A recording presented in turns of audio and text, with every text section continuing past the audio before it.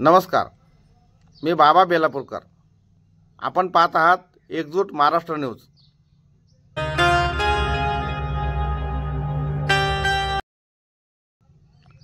उम्मीद सोशल फाउंडेशनतर्फे शेवगाव शहरात महात्मा गांधी जयंती साजरी करण्यात आली। दिनांक 2 ऑक्टोबर रोजी जिल्हा परिषद प्राथमिक उर्दू मुलींची शाळा नाईकवाडी मोहल्ला शेवगाव येथे महात्मा गांधी जयंती साजरी करण्यात आली। या शाळेतील मुलींना महात्मा गांधी जयंतीचे औचित्य साधून उम्मीद सोशल फाउंडेशनतर्फे शालेय साहित्याचे वाटप करण्यात आले। या कार्यक्रमाच्या अध्यक्षस्थानी सामाजिक कार्यकर्त्या डॉक्टर मेघाताई कांबळे ह्या होत्या। प्रमुख उपस्थिती बाबुळगावचे सरपंच विष्णुपंत घनवट, एकजूट महाराष्ट्र न्यूजचे संपादक बाबा बेलापूरकर यांची होती। या कार्यक्रमाचे सूत्रसंचालन शिक्षिका सय्यद हसीना बानो यांनी केले, तर कार्यक्रमाची रूपरेषा उम्मीद सोशल फाउंडेशनचे सचिव शफीकभाई पिंजारी यांनी ठरवली। उपस्थितांचे आभार उम्मीद सोशल फाउंडेशनचे संस्थापक अध्यक्ष वसीमभाई मुजावर यांनी मानले। या कार्यक्रमात रिजवान सय्यद, जमीर मुजावर, हबीब मुजावर, उमर फारूक, जब्बार इनामदार, आकिब मुजावर, अनस मुजावर, मोहसिन पठाण, शिक्षिका इनामदार मल्लिका तपस्सुम, शालेय समिती महिला अध्यक्षा शेख तहसीन बाजी तसेच पालक वर्ग उपस्थित होता। या कार्यक्रमात शाळेतील विद्यार्थिनींनी महात्मा गांधी यांच्या जीवनावर भाषणे केली। तसेच कार्यक्रमाचे अध्यक्ष व प्रमुख उपस्थित मान्यवरांनी महात्मा गांधी यांच्या जीवनावर भाष्य केले, ते आम्ही पुढे देत आहोत। वसीमभाई आणि येथे जमलेले माझे गुरुजन वर्ग, आज 2 ऑक्टोबर म्हणजे गांधी जयंती। गांधी जयंती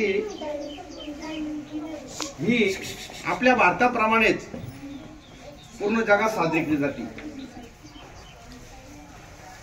ब्रिटनमध्ये सुद्धा ज्या इंग्रजांना गांधीजींनी आपल्या भारतातून घालवलं, त्यांना सुद्धा आज 2 ऑक्टोबर रोजी गांधी जयंती साजरी करावी लागते।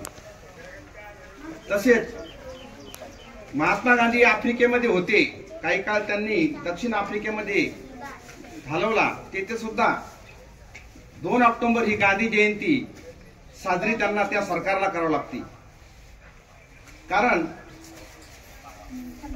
हा महामानव ज्यावेळेस आफ्रिकेमध्ये होता, त्यावेळेस तिथं काळा आणि गोरा हा भेदभाव चालायचा।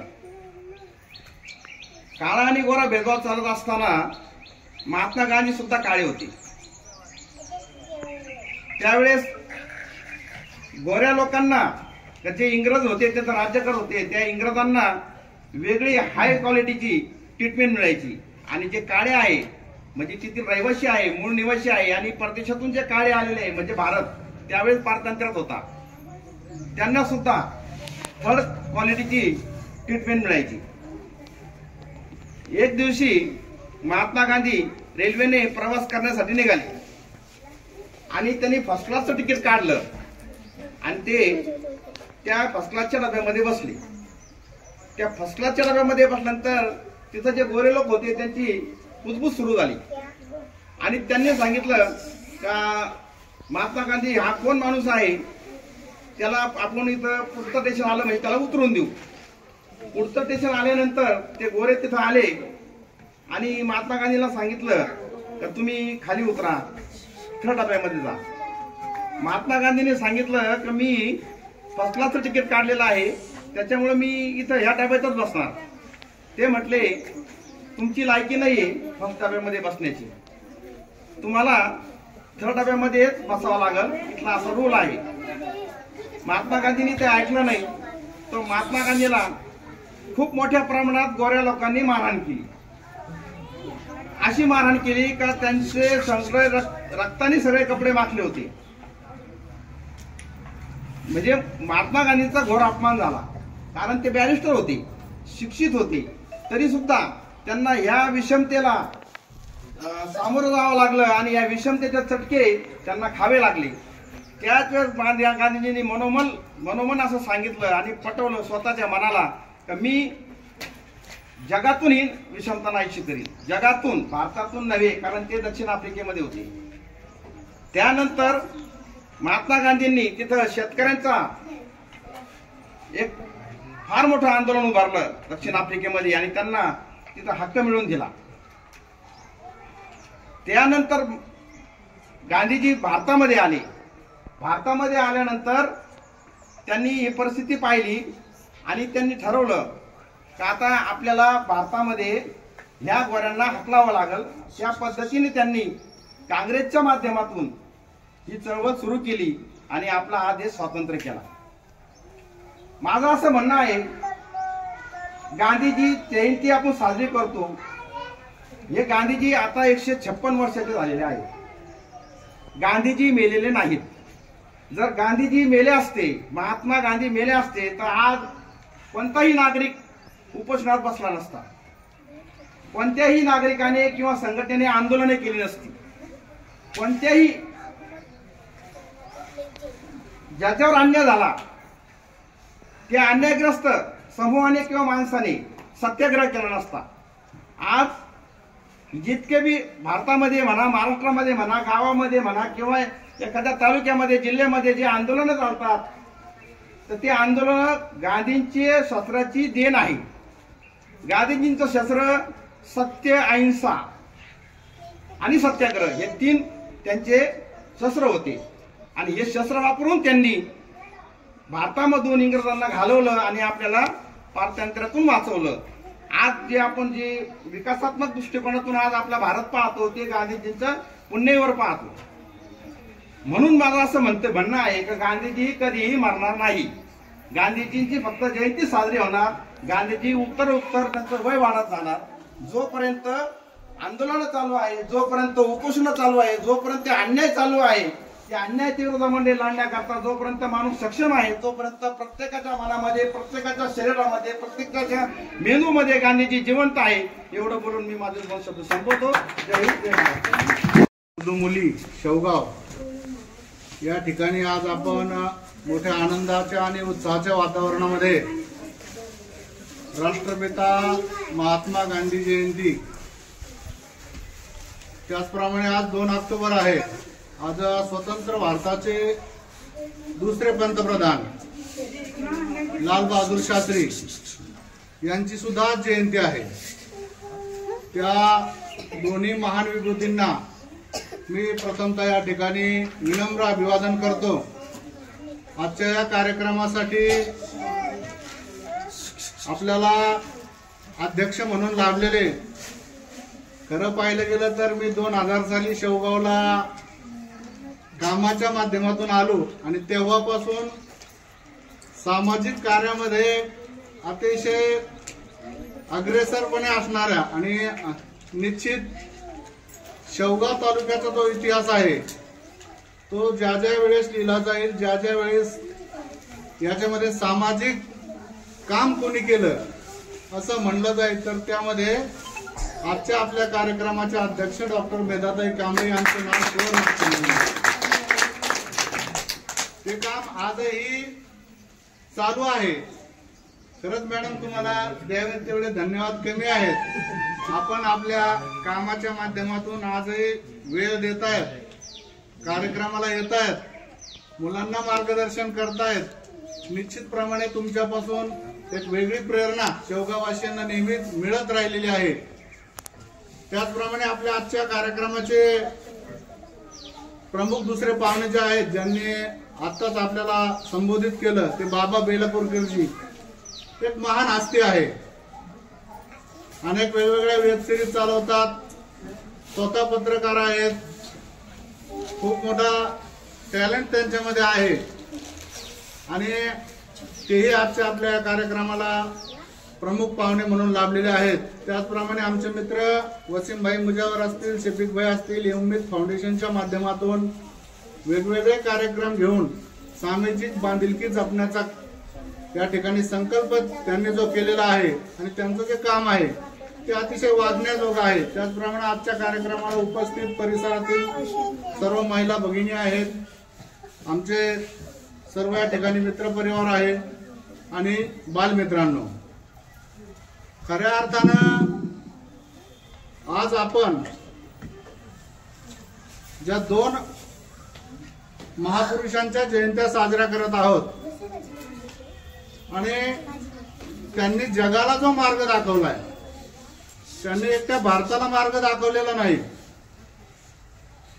आताच आपल्यामधून बऱ्याच विद्यार्थ्यांची भाषणं झाली. काही विद्यार्थी LKGचे होते, त्यांनी सुद्धा गांधीजीचं तत्वज्ञान आपल्याला समजून सांगितलं. खरे तर या शाळेतल्या शिक्षकांना द्यावे तेवढे धन्यवाद कमी आहेत.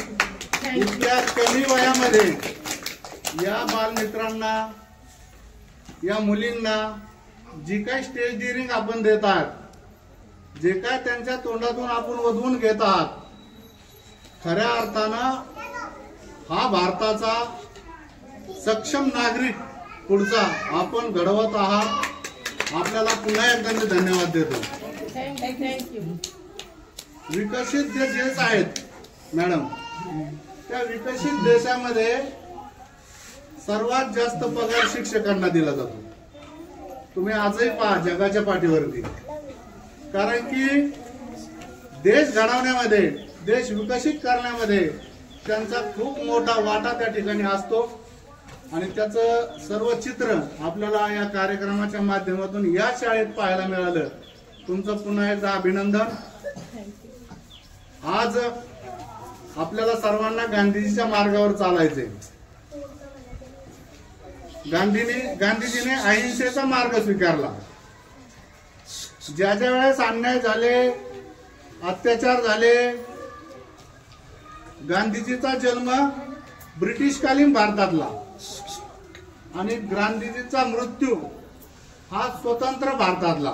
1948 ला गांधीजी गेले आणि 1869 ला गांधीजीचा जन्म झाला.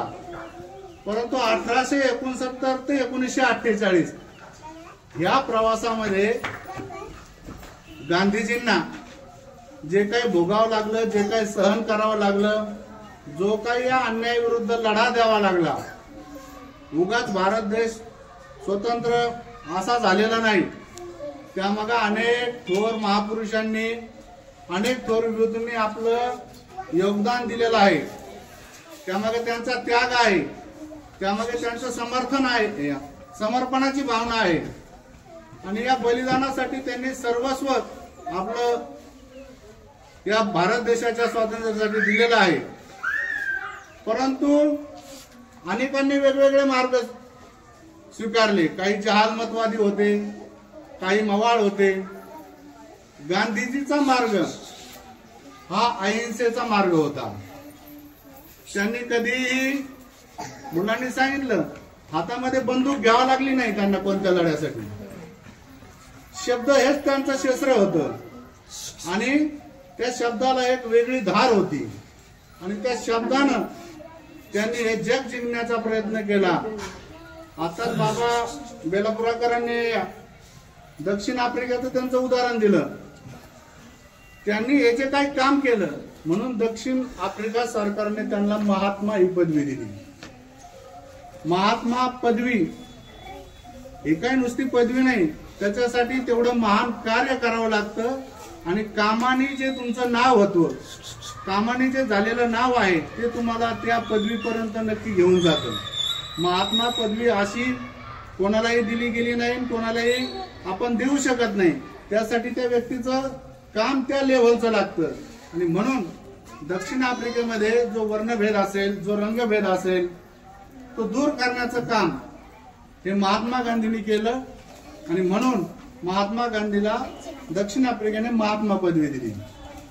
त्याचप्रमाणे त्यांचा मिठाचा सत्याग्रह असेल, कायदा मोडीत इंग्रजांचा काढायचा म्हणून सविनय कायदेभंग चळवळ आपल्या भारतामध्ये उभारणार महान नेतृत्व म्हणजे महात्मा गांधी. महात्मा गांधीचं तरुणपणापासून तर मृत्यूपर्यंत कार्य म्हणजे पारतंत्र्यापासून देशाला स्वतंत्र करण्यापर्यंत कार्य खूप महान आहे. ते मुलांनाही आपल्याला सांगितलंय, अजूनही सांगणार आहे. कार्यक्रमाला वेळ झालेली आहे. दुसरी ज्यांची आज जयंती आहे, लाल बहादूर शास्त्री.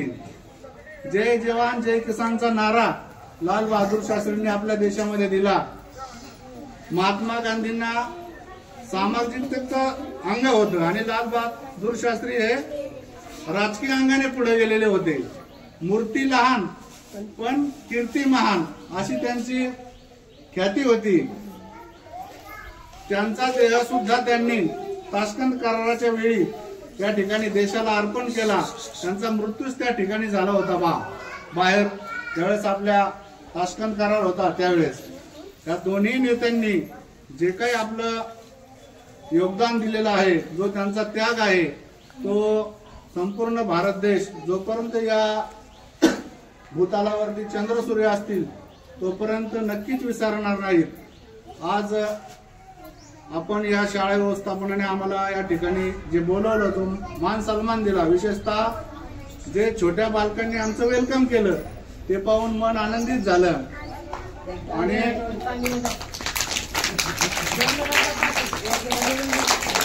खरोखरच अतिशय राष्ट्र उभारणीसाठी जे घटक आहेत त्यांना योग्य मार्गाने पुढे घेऊन जात आहात, याची पोच पावती आज आपल्या समोर पाहायला मिळाली.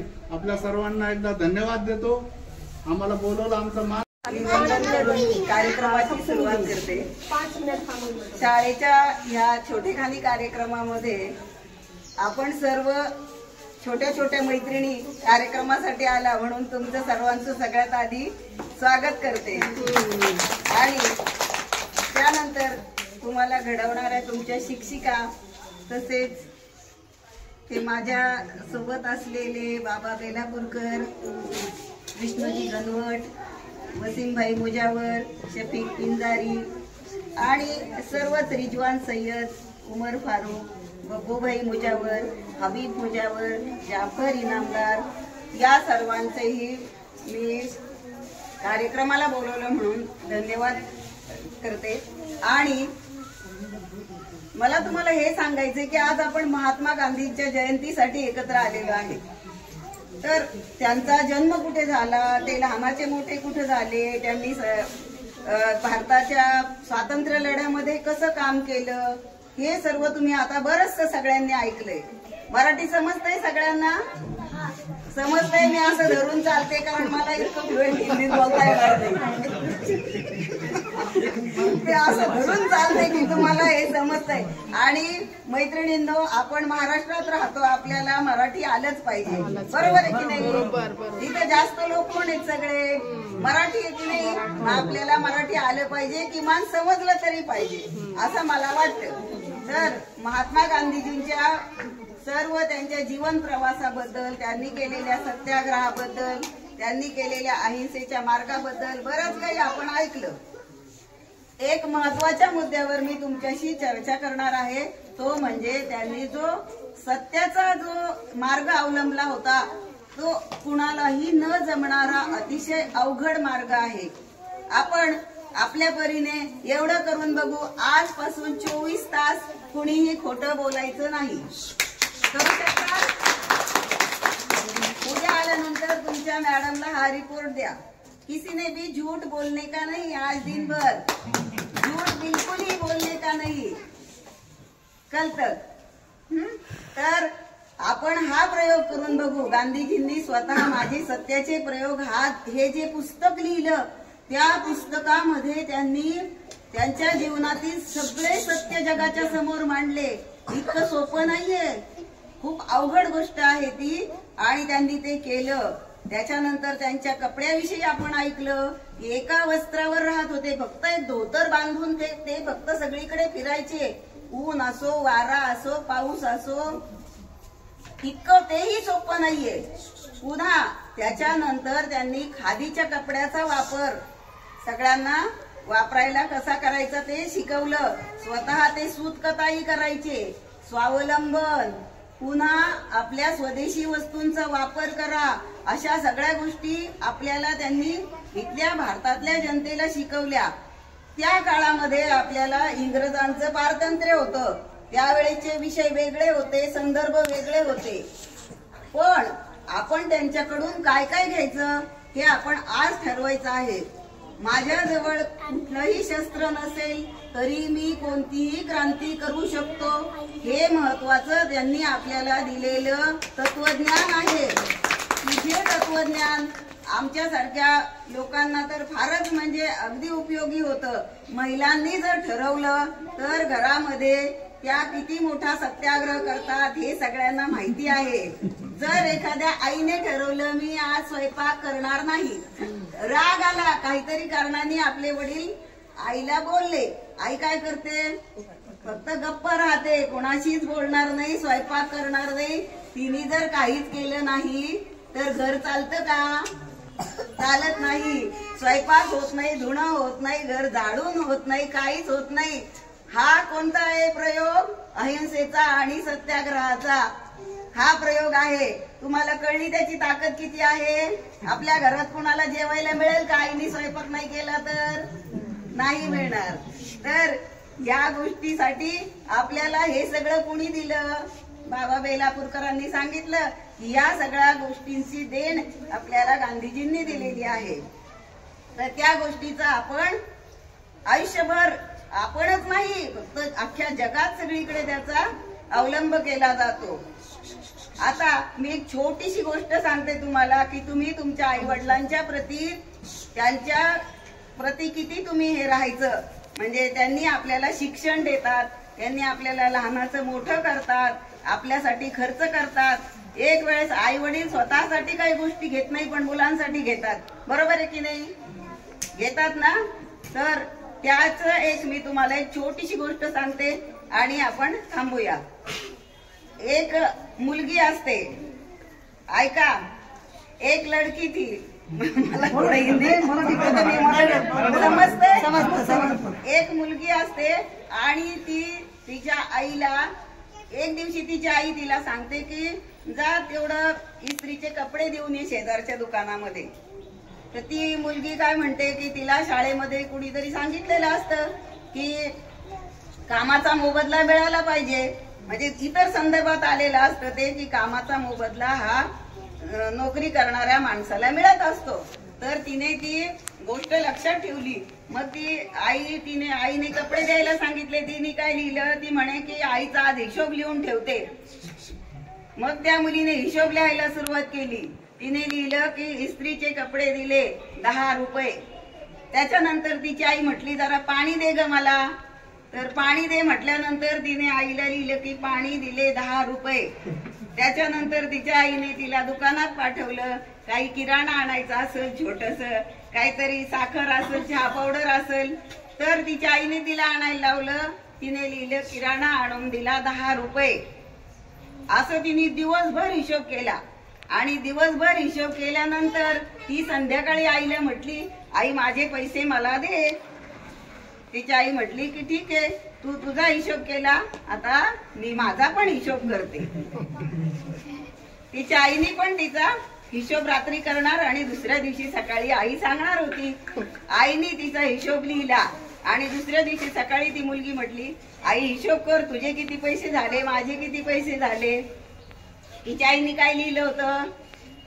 तू लहानपणी तुझी तब्येत बरी नव्हती, मी तुला दवाखान्यात नेलं, मी तुला रोज स्वयंपाक करून जेवायला घालते, मी तुला शाळेत नेऊन घालते, मी रोज तुझे कपडे धुते, मी आता तुम्ही आज सगळे आवरून आले, मेकअप करून आले, कोणी केलं? आईने केलं ना. तर आज तुमचं सगळ्यांचं छान छान आवरून दिलं, छान छान गळ्यातले घातले, गुलाबाचे फुलं लावले, हे सगळं केलं. तर त्याचे पैसे असं सगळं आईने लिहिलं. मग ती मुलगी म्हटली की आई तुझे किती पैसे झाले. तिने पाहिलं आईची चिठ्ठी, मी तुझे कपडे धुतले, पैसे काही नाही, स्वयंपाक केला काही नाही, तू आजारी होती दवाखान्यात नेलं, बिल काही नाही, मग तुला मी जेव घातलं काही नाही. मग तिने आईकडे पाहिलं आणि त्या मुलीला रडायला आलं. मग ती आईला घट्ट आवळून धरलं आणि ती रडायला लागली. म्हटली आई तू माझ्यासाठी किती केलेलं आहे, मी मात्र एवढंच केलं तर तुझा हिशोब केला. तर ह्या गोष्टी आपण आपल्या जीवनात लक्षात ठेवायच्या. समजलं? तर आजच्या दिवसाकरता मी तुम्हाला आता सत्याचा संदेश दिलेला आहे. हा तुम्ही आजच्या दिवस 24 तास पाळा आणि उद्या मॅडम जवळ सांगा. मी मॅडम कडे फोन करील आणि विचारेल. धन्यवाद.